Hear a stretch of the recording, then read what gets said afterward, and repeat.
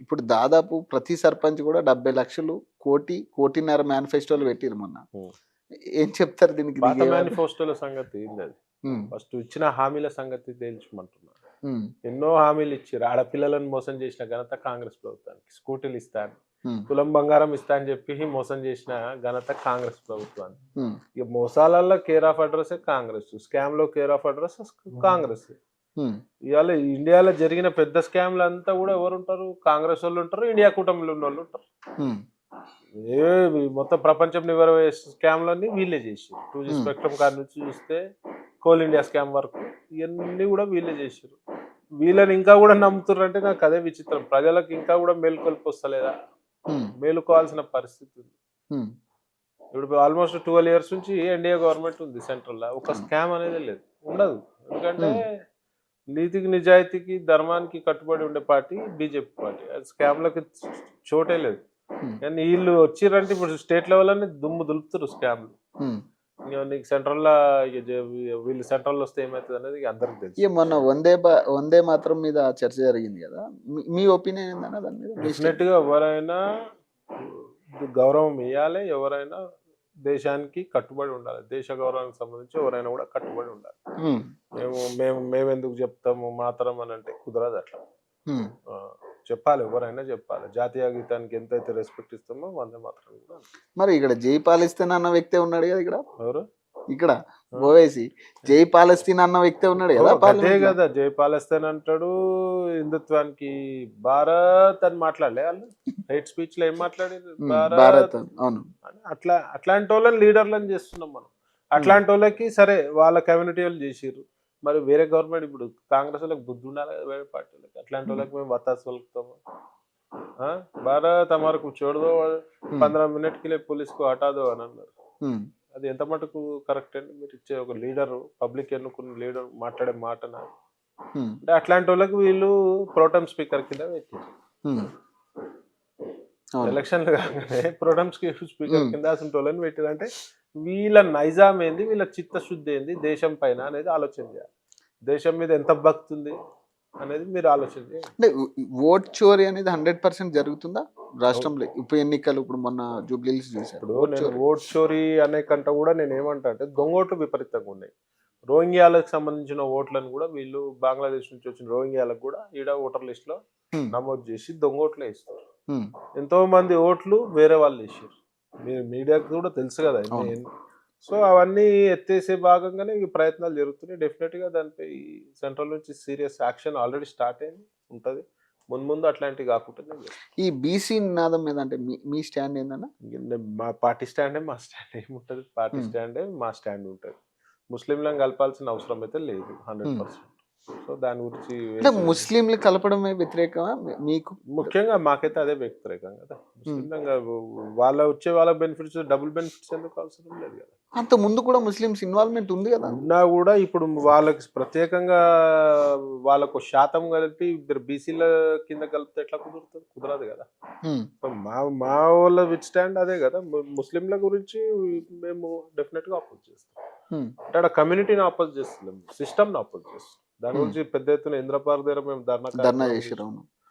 So, ఇప్పుడు దాని మీద గూడా మా మీద దోసే ప్రయత్నం వీళ్ళు చేస్తున్నారు. మీకు చిత్తశుద్ధి ఉంటే హ్మ్. మీరు కరెక్ట్‌గా పాలిసీ తీసుకొని రావాలి బీసీ మీద.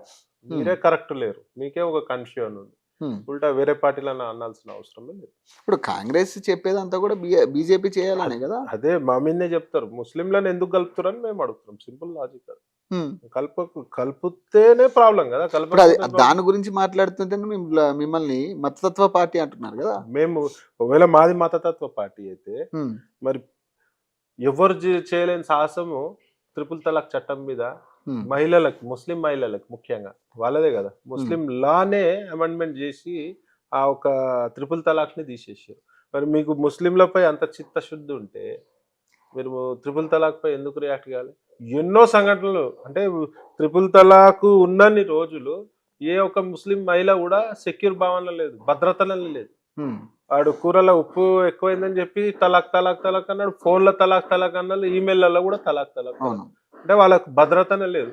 మరి అట్లాంటిది మేము ఒకవేళ వాళ్ళ గురించి మేము ఆలోచించకుండా ఉంటే, మోదీ గారు ఆలోచించకపోతే మరి ఆ చట్టాన్ని ఎందుకు తీసుకొచ్చారు? చాలా Hmm. సెక్యూర్గా ఉన్నారు కదా వాళ్ళు, హ్మ్.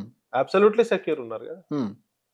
కానీ అంటే దానివల్ల మీరేం చెప్తారండి ఇప్పుడు ఇప్పటికీ వాళ్ళు బీజేపీ చేయాలంటున్నారు, కాంగ్రెస్ ఖచ్చితంగా బీజేపీ చేయలేకపోతుంది, చిత్తశుద్ధి లేదు అంటున్నారు. చిత్తశుద్ధి లేనిది కాంగ్రెస్, చిత్తశుద్ధి లేనిది బీఆర్ఎస్, బీజేపీకి ఎప్పుడు కూడా చిత్తశుద్ధి ఉంది కాబట్టి ఇలా దేశంలో మా పాలన నడుస్తుంది. హ్మ్. ఇలా రాష్ట్రంలో కూడా నెక్స్ట్ గవర్నమెంట్ మాదే, హ్మ్. డెఫినెట్ గా మా గవర్నమెంటే వస్తుంది. ఎందుకంటే వీళ్ళు చేసే పనులన్నీ ప్రజలు గమనిస్తారు. ఎందుకు 10 సంవత్సరాలు నేనే ఉంటాను బాండ్ పేపర్ మీద చెప్తారులే. సంతకం చేస్తాడు కదా ఆయన ఇప్పుడు. చెప్తారులే వాళ్ళు. హ్మ్. ఇప్పుడు కేసీఆర్ రేవంత్ రెడ్డి ఏమంటున్నాడు? ఉండడా 10 సంవత్సరాలు? ఈ కంప్లీట్ 5 అయితే కానివ్వండి. హ్మ్. ఆయన 2047 విజన్ విజన్ 2047 చెప్తారు, 2087 కూడా చెప్తారు. ఆయన 120 ఏళ్ళు 150 ఏళ్ళు బతుకుతా అనుకుంటాడు. కానీ క్వశ్చన్ అది కాదు. ఇక్కడ ప్రజలకి నువ్వు ఇచ్చిన హామీల సంగతి చెప్పు, కాంట్రాక్టర్లకి సక్రమంగా బిల్లులు చెల్లిస్తున్నావా చెప్పు, మీ పర్సంటేజ్ ఎందుకు తీసుకుంటారో చెప్పు. ఇవాళ పోలీస్ ఆఫీసర్ వాళ్ళ పిఎఫ్ ఫండ్ల వాళ్ళ బిడ్డ పెళ్ళి ఉందో ఇంట్లో అవసరానికి డబ్బులు తీసుకునే పరిస్థితి లేదు. వాళ్ళు కూడా కొన్ని సంఘటనలు జరిగినాయి, వాళ్ళు కూడా డబ్బులు సమర్పయామ చేస్తే కానీ వాళ్ళ డబ్బులు రిలీజ్ కాలేదు. ఇలా గవర్నమెంట్ ద్వారా ఆ పరిస్థితి. 2047 పక్కకు పెట్టండి, ఎవడన్నా సీఎం చెప్తాడా నాకు ఎవరు అప్పిస్తలేరు, అప్పులు పుడతలేవు, ఎవడని చెప్తాడా? లేదు. ఇప్పుడు ఎక్కడన్నా విన్నారా? ఇంటి పెద్ద అయితే చెప్పకూడదు. ఎవరైనా ప్రపంచంలో భారతదేశం చరిత్రలు విన్నారా? లేదు. నాకు ఉడతలేవు, నాకు వస్తలేవు, ఎవడు నమ్ముతలేడు, ఎవడని చెప్తారా? ఇప్పుడు ఇక్కడ కూడా ఇప్పుడు గ్లోబల్ సమిట్ లో కూడా పెట్టుబడులు పెడుతున్నారు అంటారు కదా, చూద్దాం ఎంతగానం పెట్టుబడి పెడుతున్నాం, ఎంతగానం ఇది. ఇప్పుడు ఆయన అంటున్నాడు 5,97,000 చిల్లర పెట్టుబడులు వచ్చినాయి అంటున్నాడు. అవన్నీ ఆన్ పేపర్ వచ్చినాయా మరి ఉట్టిగా చెప్పిర్రా? ఆడ పని కనిపిస్తుంది కదా ఇప్పుడు కాదు, ఏడాది తర్వాత అయితే ఆడ ఏం పెట్టుబడులు పెట్టి అన్ని కనబడతాయి కదా, అప్పుడు మాట్లాడదాం. కానీ అది మీకు నాకు తెలిసి మోడీకి ఒక భద్రశత్రువు అనుకుందాం. ఇప్పుడు ట్రంప్ ఒకనొక సిచ్యువేషన్స్ లో H1B వీసాలు కావచ్చు రకరకాలు నడుస్తున్నాయి. మోదీ గారికి కాదు, భారతానికి వ్యతిరేకంగా చూస్తుంది. అట్లా అనుకుందాం. పోనీ అట్లాంటి వ్యక్తి ఇప్పుడు ఇక్కడ వాళ్ళ మీడియా సంస్థతో ఇక్కడ 1,00,000 కోట్లు పెట్టుబడి పెడతా అంటున్నాడు.